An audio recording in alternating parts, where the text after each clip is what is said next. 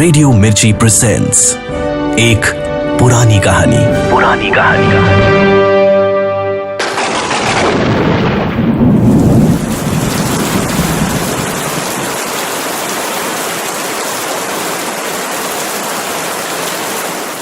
अब सुनिए एक पुरानी कहानी में उर्दू साहित्य के जाने माने अफसाना निगार सादत हसन मंटो का अफसाना बारिश, जिसे प्रोड्यूस किया है अंकित शर्मा ने और आवाज है आरजे साइमा की।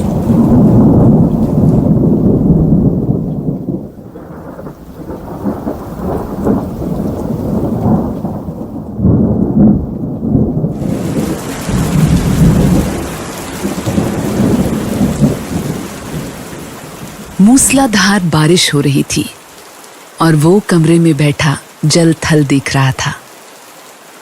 बाहर बहुत बड़ा लॉन था जिसमें 2 दरख्त थे। उनके सब्ज पत्ते बारिश में नहा रहे थे।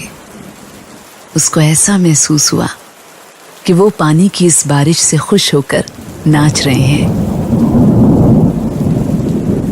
उधर टेलीफोन का एक खंबा गड़ा था उसके फ्लैट के एन सामने। वो भी खुश नजर आता था, हालांकि उसकी खुशी की कोई वजह मालूम नहीं होती थी। उस बेजान चीज को भला क्या खुशी हो सकती है। लेकिन तनवीर ने, जो बहुत गमगीन था, यही महसूस किया कि उसके आसपास जो भी चीज है खुशी में नाच गा रही है। सावन गुजर चुका था मगर बारिश नहीं हुई थी। लोगों ने मस्जिदों में इकट्ठे होकर दुआएं मांगी मगर कोई नतीजा नहीं निकला। बादल आते जाते रहे मगर उनके थनों से एक कतरा भी न टपका। आखिर एक दिन काले काले बादल आसमान पर घिर आए और छाजों पानी बरसने लगा। तनवीर को बादलों और बारिश से कोई दिलचस्पी नहीं थी। उसकी जिंदगी चटियल मैदान बन चुकी थी जिसके मुंह में पानी का एक कतरा भी किसी ने न टपकाया हो। 2 साल पहले उसने एक लड़की से, जिसका नाम सुरैया था, मोहब्बत शुरू की थी मगर वो एक तरफा मोहब्बत थी। सुरैया ने उसे ध्यान देने लायक ही न समझा। सावन के दिन थे, बारिश हो रही थी। वो अपनी कोठी से बाहर निकला, लंगोट पहनकर नहाया और बारिश के मजे लिए। आम बाल्टी में पड़े थे। वो अकेला बैठा उन्हें चूस रहा था कि अचानक उसे चीखें और कहकहे सुनाई दिए। उसने देखा कि साथ वाली कोठी के लॉन में 2 लड़कियां बारिश में नहा रही हैं और खुशी में शोर मचा रही हैं। उसकी कोठी और साथ वाली कोठी के दरमियान सिर्फ झाड़ियों की एक दीवार लगी थी। तनवीर उठा, आम का रस चूसते हुए वो बाड़े के पास गया और गौर से उन दोनों लड़कियों को देखा। दोनों महीन मलमल के कुर्ते पहने थी जो उनके बदन के साथ चिपके हुए थे। शलवारें चूंकि लट्ठे की थी इसलिए तनवीर को उनके बदन के निचले हिस्से के सही आकार प्रकार का पता न चल सका। उसने पहले किसी औरत को ऐसी नजरों से कभी नहीं देखा था जैसा कि उस रोज जबकि बारिश हो रही थी उसने उन दोनों लड़कियों को देखा। देर तक वो उनको देखता रहा जो बारिश में भीग भीग कर खुशी की आवाजें बुलंद कर रही थीं। तनवीर ने उनको पहले कभी नहीं देखा था, इसलिए कि वो मिजाज से कुछ इस किस्म का लड़का था कि वो किसी लड़की को बुरी नजरों से देखना गुनाह समझता था। मगर उस दिन उसने बड़ी ललचाई निगाहों से उनको देखा ही नहीं बल्कि उनके गीले बदन में अंगार बनकर हैंडपंप की तरह छेद करता रहा। तनवीर की उम्र उस वक्त 20 साल के करीब होगी। ना तजुर्बेकार था। जिंदगी में उसने पहली बार जवान लड़कियों के शबाब को गीली मलमल में लिपटे देखा तो उसे ये महसूस हुआ कि उसके खून में चिंगारियां दौड़ रही हैं। उसने उन दोनों लड़कियों में से एक को चुनना चाहा। देर तक वो गौर करता रहा। एक लड़की बड़ी चंचल थी, दूसरी उससे कम। उसने सोचा चंचल अच्छी रहेगी, जो उसे भी चंचल बना दे। ये चंचल लड़की खूबसूरत थी। उसके शरीर के अंग भी बहुत खूबसूरत और मुनासिब थे। बारिश में नहाती जलपरी मालूम होती थी। थोड़ी देर के लिए तनवीर शायर बन गया। उसने कभी इस तरह नहीं सोचा था।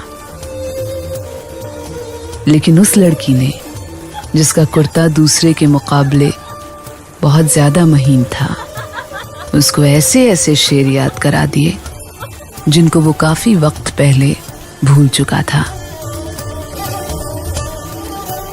इसके अलावा रेडियो पर सुने फिल्मी गानों की धुनें भी उसके कानों में गूंजने लगी।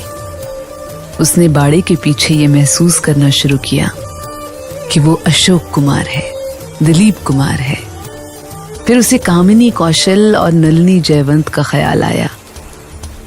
मगर उसने जब उस लड़की की तरफ इस गरज से देखा कि उसमें कामिनी कौशल और नलिनी जयवंत के अंग प्रत्यंग नजर आ जाएं, तो उसने इन दोनों एक्ट्रेसों पर लानत भेजी। वो उनसे कहीं ज्यादा हसीन थी। उसके मलमल के कुर्ते में जो शबाब था, उसका मुकाबला उसने सोचा कोई भी नहीं कर सकता। तनवीर ने आम चूसने बंद कर दिए और उस लड़की से, जिसका नाम परवीन था, इश्क लड़ाना शुरू कर दिया। शुरू में उसे बड़ी मुश्किलें पेश आई, इसलिए कि उस लड़की तक पहुंचना तनवीर को आसान नहीं मालूम होता था। फिर उसे अपने माँ बाप का भी डर था।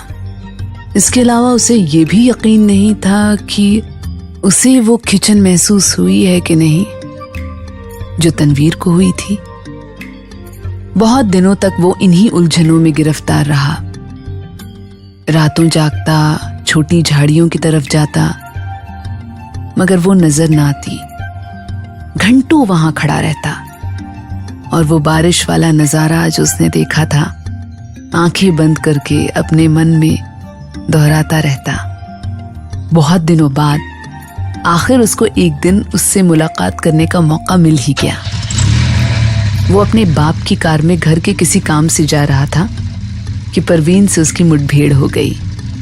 वो कार स्टार्ट कर चुका था कि साथ वाली कोठी में से तनवीर के सपनों की शहजादी निकली। उसने हाथ से इशारा किया कि वो मोटर रोक ले। तनवीर घबरा गया।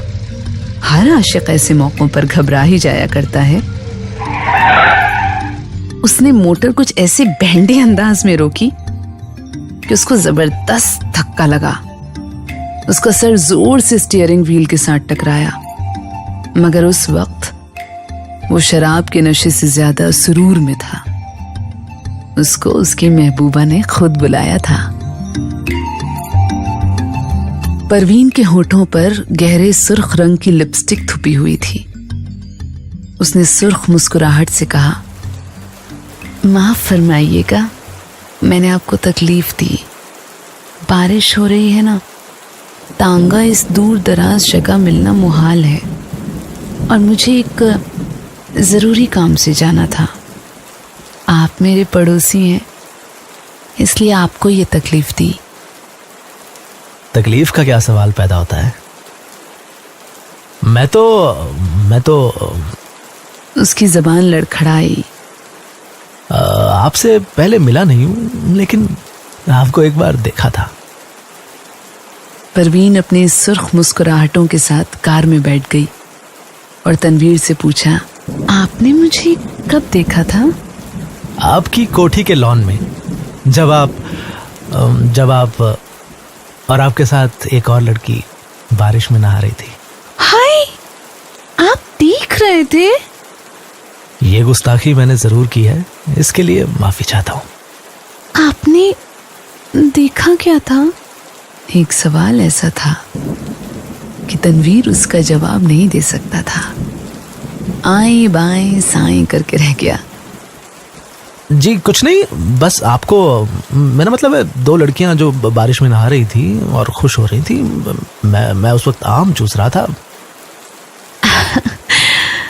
आप आम चूसते क्यों हैं? काट कर क्यों नहीं खाते? तनवीर ने मोटर स्टार्ट की। उसकी समझ में ना आया कि इस सवाल का जवाब क्या दे। चुनांचे वो गोल कर गया। आपको मैं कहाँ ड्रॉप कर दूं? आप मुझे कहीं भी ड्रॉप कर दें, वही मेरी मंजिल होगी। तनवीर ने यूं महसूस किया कि उसे अपनी मंजिल मिल गई है। लड़की जो उसके पहलू में बैठी है अब उसी की है, लेकिन उसमें इतनी जुर्रत नहीं थी कि वो उसका हाथ दबाए या उसकी कमर में 1-2 सेकंड के लिए अपना बाजू डाल दे। बारिश हो रही थी, मौसम बहुत खुशगवार था। उसने काफी देर सोचा। मोटर की रफ्तार उसके ख्यालात के साथ साथ तेज होती गई। आखिर उसने एक जगह उसे रोक लिया और एहसासों में बहकर उसको अपने साथ चिमटा लिया। उसके होठों पर अपने होठ रख दिए। उसको ऐसा महसूस हुआ कि वो कोई बहुत ही लजीज आम चूस रहा है। परवीन ने भी उसे नहीं रोका, लेकिन फौरन तनवीर को यह एहसास बड़ी तेजी से हुआ कि उसने बड़ी अश्लील हरकत की है और शायद परवीन को उसकी हरकत पसंद नहीं आई। चुनांचे एकदम संजीदा होकर उसने कहा, आपको कहाँ जाना है? परवीन के चेहरे पर यूं तो नाराजगी के आसार नहीं थे, लेकिन तनवीर यूं महसूस कर रहा था जैसे वो उसके खून की प्यासी है। परवीन ने उसे बता दिया कि उसे कहाँ जाना है। जब वो उस जगह पहुंचा तो मालूम हुआ कि वो रंडियों का चकला है। जब उसने परवीन को मोटर से उतारा तो उसके होठों पर गहरे लाल रंग की मुस्कुराहट बिखर रही थी।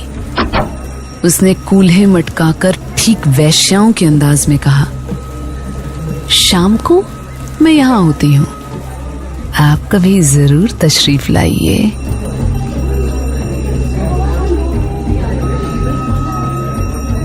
तनवीर जब भौचक्का होकर अपनी मोटर की तरफ बढ़ा तो उसे ऐसा लगा कि वो भी एक वेश्या है जिसे वो हर रोज चलाता है। उसकी लाल बत्ती लिपस्टिक है जो परवीन के होठों पर थुपी हुई थी। वो वापस अपनी कोठी चला आया। बारिश हो रही थी और तनवीर बेहद गमगीन था। उसको ऐसा महसूस हुआ कि उसकी आंखों के आंसू बारिश के कतरे बनकर टपक रहे हैं।